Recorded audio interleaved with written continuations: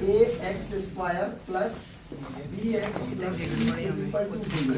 ये भैया इसका फॉर्म होता है, ठीक है ना। a, ये b और ये c, ये क्या होते हैं? These are the real numbers.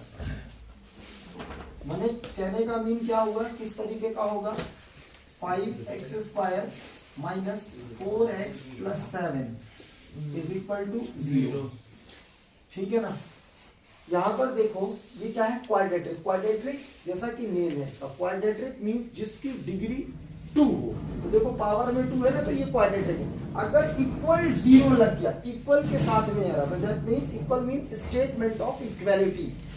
Statement of equality, अगर ये स्टेटमेंट है और इक्वल के साथ में, दैट मींस ये क्वाड्रेटिक इक्वेशन है। ये तो क्वाड्रेटिक है, पावर 2 वाला है, तो क्वाड्रेटिक पावर 3 वाला हो तो क्यूबिक हो जाता है, ठीक है ना। लेकिन अगर 0 है तो इक्वेशन है, और अगर ये 0 में थोड़ी देर के लिए ये हटा दें तो ये क्या हो जाएगा? क्वाड्रेटिक तो है लेकिन पॉलिनोमियल, ठीक है ना। तो दोनों में पहली चीज तो ये फर्क याद रखना है, ठीक। अब इसके बाद आते हैं रूट्स। रूट्स क्या फाइंड करना होते हैं? Roots of quadratic equation. Quadratic equation roots कैसे निकालते हैं भाई? रूट्स जो निकालते हैं वो हम 3 तरीके से, ठीक है ना। रूट्स जो निकालना है हमें 3 तरीके से। कैसे निकालते हैं? बाई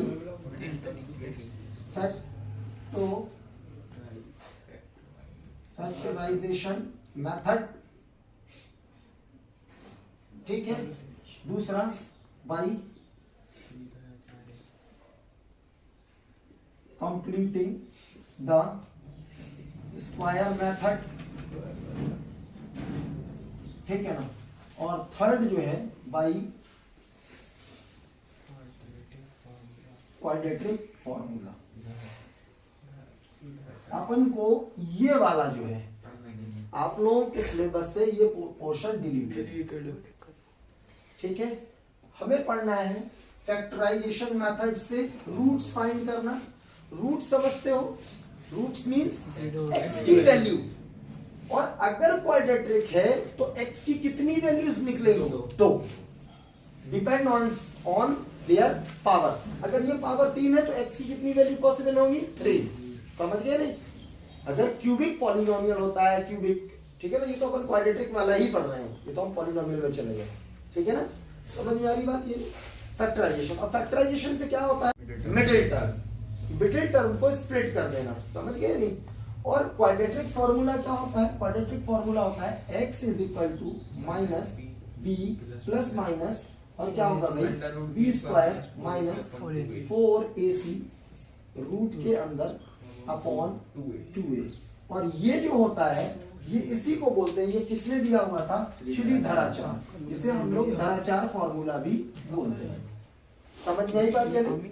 तो भाई क्वाड्रेटिक फॉर्मूला ये होता है, और ए बी सी का जो यूज हो रहा है, तो ए ये है, बी ये है और सी ये है, उस क्वाड्रेटिक इक्वेशन में डिवाइड होगा, ठीक है ना।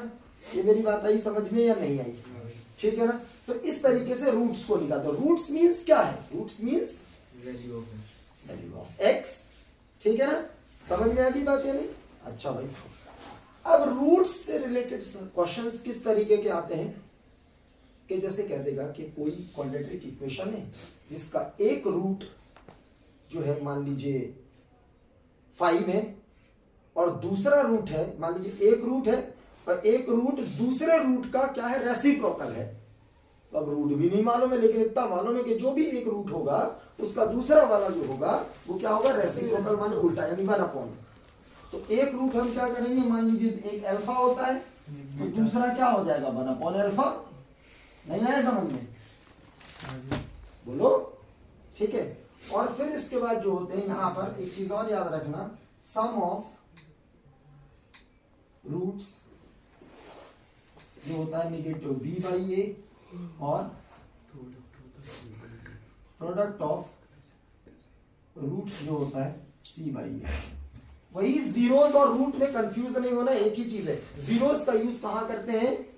पॉलिनोमियल में। रूट्स का यूज हम यहां करेंगे, ठीक है ना। तो सम ऑफ रूट्स, और इसमें आते हैं ना सम ऑफ जीरोस, यानी अगर एक जीरो अल्फा है तो दूसरा उसका रेसिप्रोकल है, रूट्स में भी ये चीज वैल्यू होगी और जीरोस में भी, लगभग दोनों चीजें सेम आती हैं ऐसी कंडीशन में। इसीलिए कह रहा हूं कि कल मैं जो है इसके ऐसे क्वेश्चन को पिक करूंगा जो आपको वेरी क्लोज करेंगे इनसे।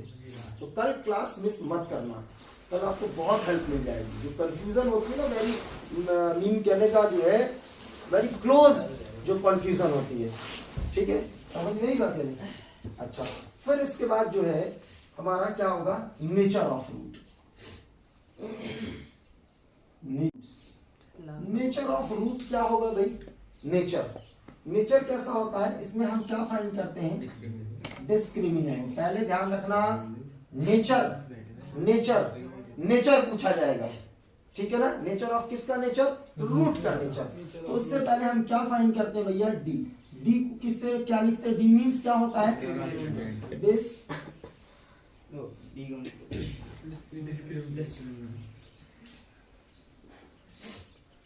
डिस्क्रिमिनेंट।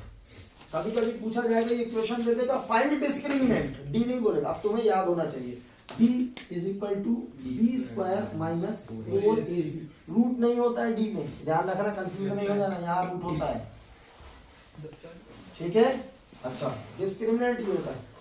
अगर d की वैल्यू जो है आपकी, यानी नेचर ऑफ रूट अगर चाहिए तो क्या फाइंड करेंगे आप, डिस्क्रिमिनेंट फाइंड किया। अब ये जो डिस्क्रिमिनेंट है, या तो ये d जो होगा डिस्क्रिमिनेंट, या तो ये 0 के इक्वल होगा, या ये d 0 से बड़ा होगा, या ये d 0 से छोटा होगा। ये तीन ही कंडीशन होंगी d में, 0 से ही कंपेयर करना, 0 के इक्वल होगा, d निकालोगे, कैसे निकालोगे, b square minus 4ac। b a b c जो है वो कहाँ होंगे, a b c। b क्या होगा, जैसे यहाँ पर है तो नेगेटिव के साथ में होगा, प्लस के साथ, सिंबल के साथ जरूर ध्यान रखना। इसको ऑपरेट किया, देखा कि d 0 है, d बड़ा है 0 से, या 0 से छोटा है। अगर यहाँ पर d की वैल्यू 0 आ गई, सो क्या हो जाएगा, सो रूट्स जो होंगे, roots are real and equal. Real जरूर ध्यान रखना, रियल एंड इक्वल, सही है। रियल एंड इक्वल, रियल का मतलब क्या होता है यार, रूट और बिना रूट वाले नंबर, ठीक है ना, यही पढ़ा ना 9th में हमने, ठीक है ना। और इक्वल यानी अगर एक x की वैल्यू 1/2 निकली तो दूसरी भी 1/2, यानी सेम टू सेम। और यहाँ पर क्या होगा, रूट्स होंगे रियल एंड डिस्टिंक्ट। डिस्टिंक्ट माने अनइक्वल। ध्यान रखना, ये वर्ड पर्टिकुलर पकड़ना अगर क्वेश्चन में आता है। डिस्टिंक्ट की कंडीशन ये वाली होती है, रियल तो हो गई। और ये जो होगा, रूट्स आर इमेजिनरी, यानी ये होगा डज नॉट